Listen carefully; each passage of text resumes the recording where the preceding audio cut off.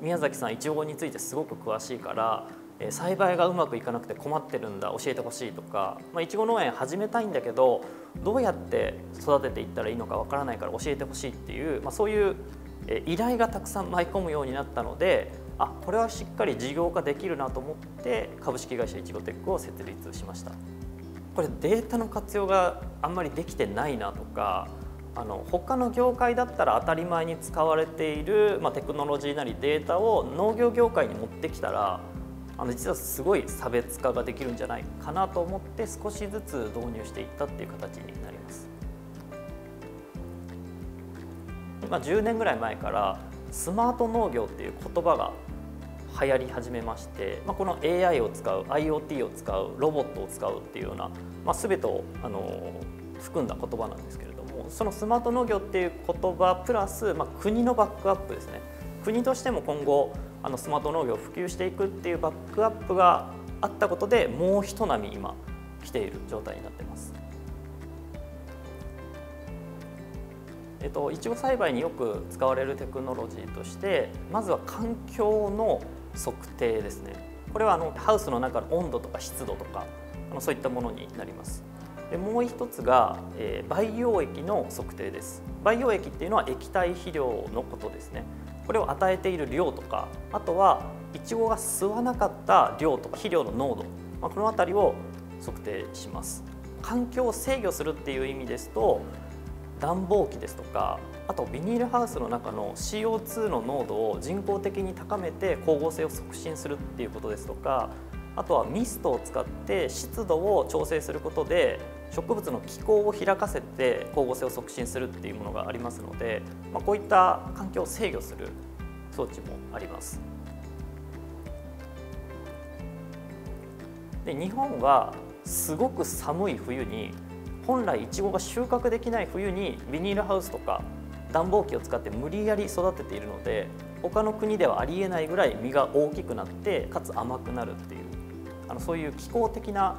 特徴と、あとは品種改良を日本でかなり力を入れて行ってきたので品種の力ですね、その両方が要因としてあります。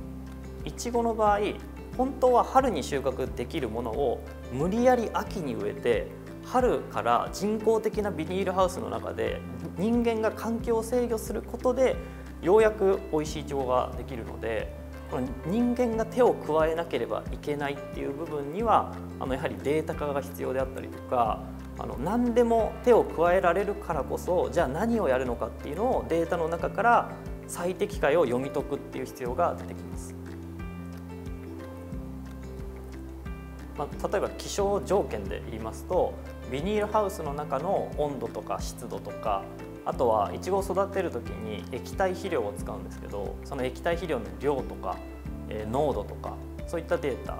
と、あとはその育ってるいちごのデータですね。葉っぱの大きさとか背の高さとか実の大きさ糖度とかそういうデータになります。でこのデータだけだとそんなに面白くないんですけど、このデータに葉っぱの大きさとの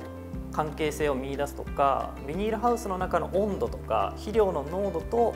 関係性を探していくっていう。でここでここの肥料の濃度がこのいちごの大きさに関係しているっていうのが分かれば、じゃあ次の年にいちご栽培を改善していくってことが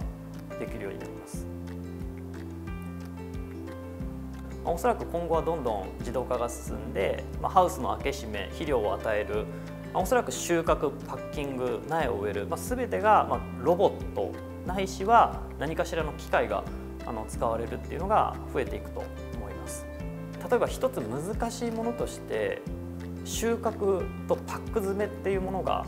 ありまして、ここについてはおそらく画像認識のような技術が使われていくと思うんですが、その時にはそもそもどのタイミングで収穫するべきなのか、どういう形が必要なのかっていう元となるデータが必要だと思いますし、あとはですね、この輸送中にもいちごって傷みやすいものなので、輸送中の温度データですとか、どこの、配送拠点を介して輸送されたのかとか、おそらくそういう出荷に関するデータっていうのも今後は重要になっていくのかなと思います。